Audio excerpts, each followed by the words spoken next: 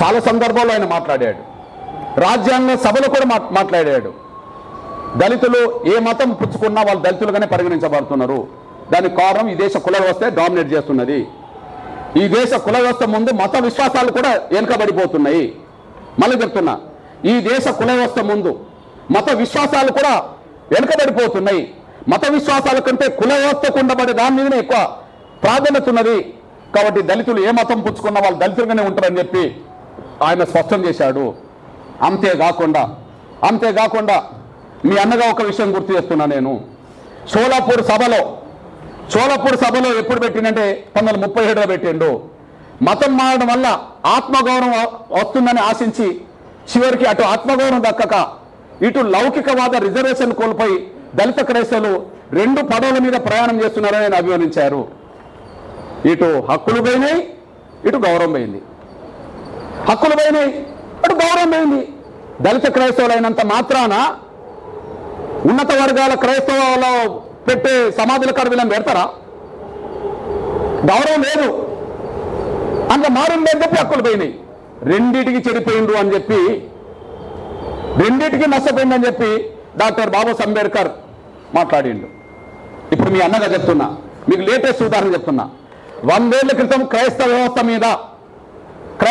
మీద 100 ఏళ్ల క్రితం ఉన్నత వర్గాల ప్రభావమే ఉన్నది. వాళ్ళు ప్రచారకులు, వీళ్ళు భక్తులు, అంతే.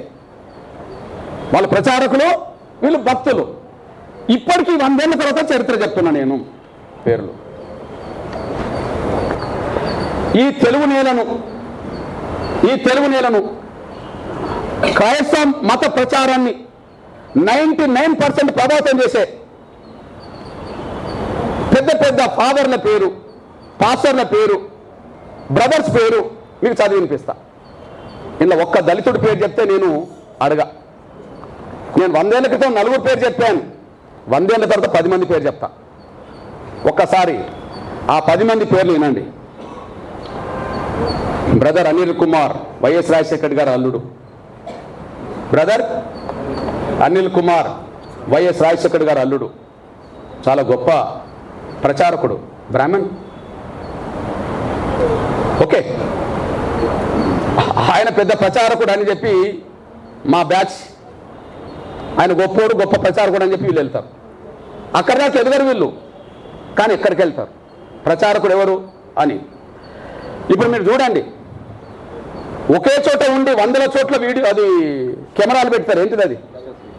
డిజిటల్ సంబంధించిన పెట్టి లక్షల మందిని ప్రభావితం చేసే బ్రదర్ సతీష్ కుమార్, లక్షల మందిని ప్రభావితం చేసే బ్రదర్ సతీష్ కుమార్ ఓసీ కాపు.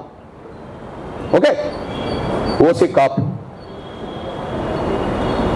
బ్రదర్ కేఏ పాల్ ప్రపంచ సువార్థికుడే, మనందరూ తెలుసు. ఇక్కడ నుంచి ప్రపంచ దేశానికి ప్రభావితం చేసే వ్యక్తి Kapu. Okay, brother John Wesley, brother రాజమండ్రికి చెందిన జాన్ వెస్లీ, ఇతను మన మంగళి సోదరుడు, చాలా ప్రభావితం చేస్తున్నాడు, BC. Vijay Paul Reddy, brother Vijay Paul Reddy చాలా ప్రభావితం చేస్తున్నాడు.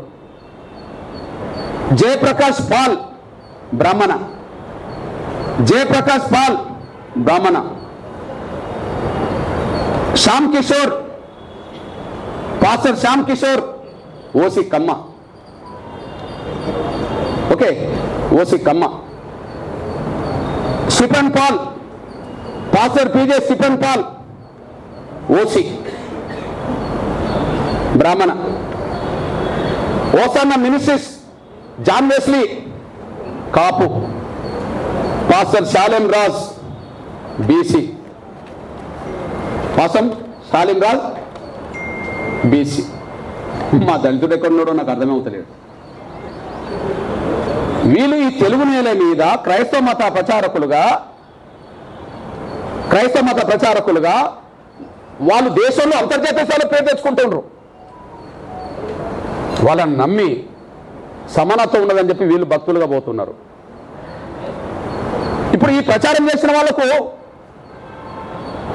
ఈ మతంలో చేరండి, మతం గొప్పదని చెప్తున్న వాళ్లకు 1950 ఆర్డర్ వర్తించదు.